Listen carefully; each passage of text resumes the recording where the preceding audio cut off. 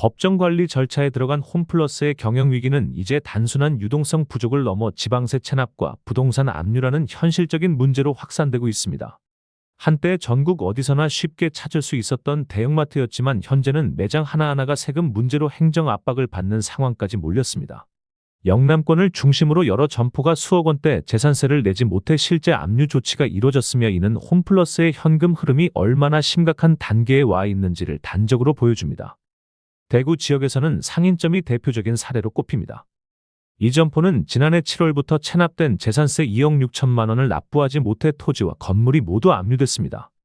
수성점 역시 지난해 12월 지방세 체납으로 압류 절차가 진행되며 정상적인 자산 운용이 어려운 상태입니다.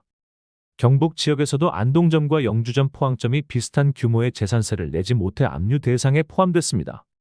이 같은 상황은 특정 지역에 국한되지 않고 수도권과 호남권으로까지 확산되는 흐름을 보이고 있습니다.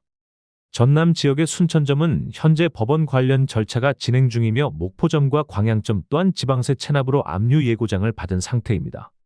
각 지방자치단체는 지난해 10월부터 수차례 납부 독촉장과 압류 예고장을 발송했으며 끝내 세금이 납부되지 않을 경우 공매 절차에 들어갈 수밖에 없다는 입장을 유지하고 있습니다. 이는 단순한 경고 차원을 넘어 실제 매장 자산이 매각될 수 있다는 의미이기 때문에 홈플러스의 회생 시나리오에 큰 부담으로 작용합니다. 이러한 세금 체납 문제의 배경에는 법정 관리 이후 급격히 악화된 매출 구조가 자리 잡고 있습니다. 홈플러스는 회생 절차에 돌입한 이후 소비자 신뢰가 빠르게 약화되며 매출이 눈에 띄게 줄어들었습니다. 현금 유입이 감소하자 가장 기본적인 비용조차 제때 지급하기 어려운 상황에 이르렀습니다. 지난해 12월부터는 임직원 급여가 분할 지급되기 시작했으며 이달 들어서는 급여 지급 자체가 유예되는 초유의 상황까지 발생했습니다.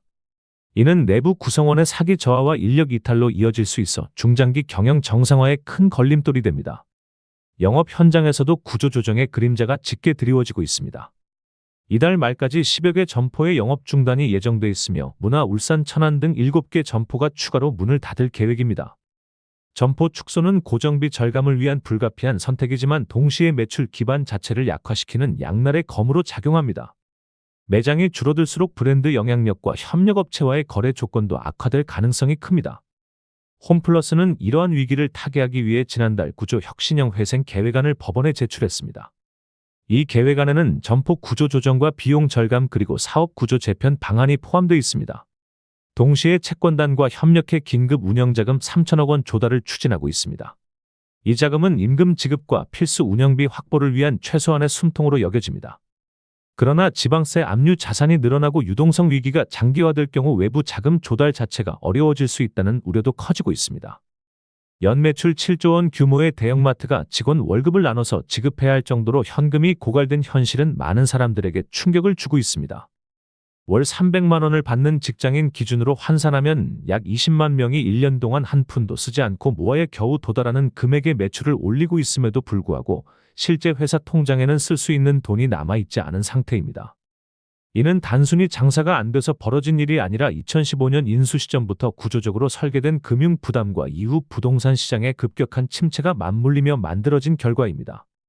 2026년 1월 서울 시내 한 대형마트를 찾은 고객들은 믿기 어려운 광경을 마주하게 됩니다. 신선식품 코너의 진열대는 텅 비어 있었고 그 자리를 채운 것은 라면 박스나 소량의 비상대체 상품뿐이었습니다. 이는 재난 상황이 아닌 정상적인 영업일의 모습이었습니다. 더 심각한 문제는 내부에서 먼저 드러났습니다. 2025년 12월 약 2만 명에 달하는 직원들은 급여를 한 번에 받지 못하고 분할 지급을 통보받았습니다.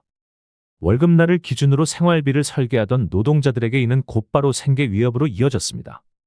현장의 불안은 숫자보다 먼저 체감으로 확산됐습니다.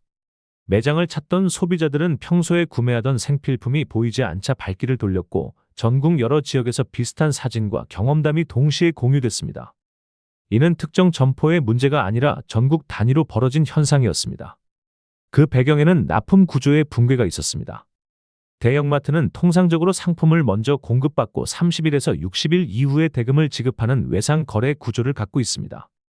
그러나 현금 사정이 악화되면서 대금 지급이 지연되기 시작했고 며칠의 지연은 몇 주와 한 달로 늘어났습니다. 그 결과 납품 업체들은 대금을 받지 못할 위험을 감수할 수 없게 되었고 점차 공급을 줄이거나 중단하기 시작했습니다. 신뢰가 무너지자 거래도 함께 무너졌습니다. 겉으로 보기에는 매출이 유지되는 것처럼 보였지만 왜 회사에는 현금이 없었는지에 대한 답은 재무 구조에서 확인됩니다. 연간 매출 7조 원이라는 숫자는 크지만 매출에서 원가와 판매 관리비를 제외한 영업이익은 크지 않았습니다. 그마저도 대부분이 이자 비용으로 빠져나갔습니다. 2016년부터 2023년까지 약 8년간 이 회사가 부담한 이자 비용은 누적 약 3조 원 수준이었고 같은 기간 영업이익 합계는 약 4,700억 원에 불과했습니다. 장사를 해서 남긴 돈보다 이자로 빠져나간 돈이 약 2조 5천억 원 더 많았던 구조입니다. 이는 매달 300만 원을 버는 사람이 이자만 350만 원씩 내야 하는 상황과 유사합니다. 이러한 구조의 출발점은 2015년 대규모 인수합병에 있었습니다.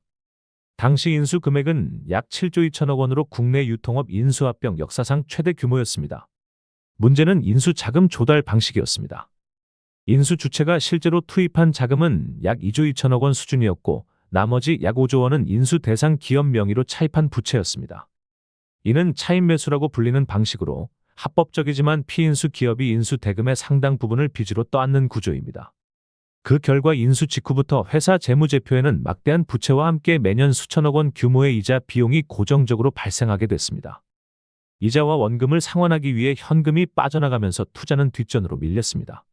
같은 시기 유통시장에서는 온라인 배송과 물류 혁신이 빠르게 진행됐지만 이 회사는 자금 여력이 부족해 대규모 물류센터 구축이나 시스템 고도화에 적극적으로 나서지 못했습니다. 경쟁사들이 미래를 준비하는 동안 이 회사는 과거의 빚을 갚는 데 대부분의 자원을 소모했습니다. 이는 경쟁력 약화로 이어졌고 경쟁력 약화는 다시 매출 감소 압력으로 되돌아왔습니다. 현금 흐름이 막히자 선택한 방법은 자산 매각이었습니다. 전국 주요 도심에 위치한 대형 점포 부지는 수천억 원에 달하는 가치를 지닌 핵심 자산이었습니다. 실제로 약 20여 개 점포가 매각되거나 세일 앤 리스백 방식으로 처분됐고 이를 통해 약 4조 원의 부채를 상환했습니다. 그러나 2024년 이후 본격화된 부동산 경기 침체와 부동산 PF 위기로 인해 추가 매각이 사실상 불가능해졌습니다. 건설사들은 자금 조달에 어려움을 겪었고 이미 계약된 사업조차 중단되는 사례가 속출했습니다. 유일한 탈출구였던 부동산 매각이 막히면서 위기는 급속히 심화됐습니다. 여기에 2022년 이후 급격한 금리 인상까지 겹치며 이자 부담은 더욱 커졌습니다. 과거 2%대 금리로 부담하던 차입금이 5%에서 6% 수준으로 올라가자 같은 부채로도 이자 비용은 거의 2배 가까이 증가했습니다. 신용등급 하락은 추가 자금 조달을 어렵게 만들었고 결국 2025년 3월 기업 회생 절차 신청으로 이어졌습니다. 이후 주요 납품 업체들의 공급 중단과 인수 희망 기업 부재, 900억 원에 달하는 세금과 공공요금 체납, 직원 급여 분할 지급이라는 결과가 연쇄적으로 나타났습니다. 이 사태는 단순히 한 기업의 실패로만 볼 수 없습니다. 약 2만 명의 직접 고용 인력과 수십만 명에 이르는 간접 생계가 연결된 거대한 생태계가 금융 구조의 부담 앞에서 흔들린 사례입니다. 기업 인수와 투자는 자본주의 사회에서 자연스러운 행위이지만 그 과정에서 발생한 과도한 부채가 기업의 지속 가능성을 해치고 그 비용이 노동자와 소비자에게 전가된다면 제도적 점검이 필요하다는 신호로 해석할 수 있습니다. 화려한 인수합병의 이면에서 누가 비용을 부담하는지를 살펴보는 것이 중요하다는 교훈을 남기고 있습니다.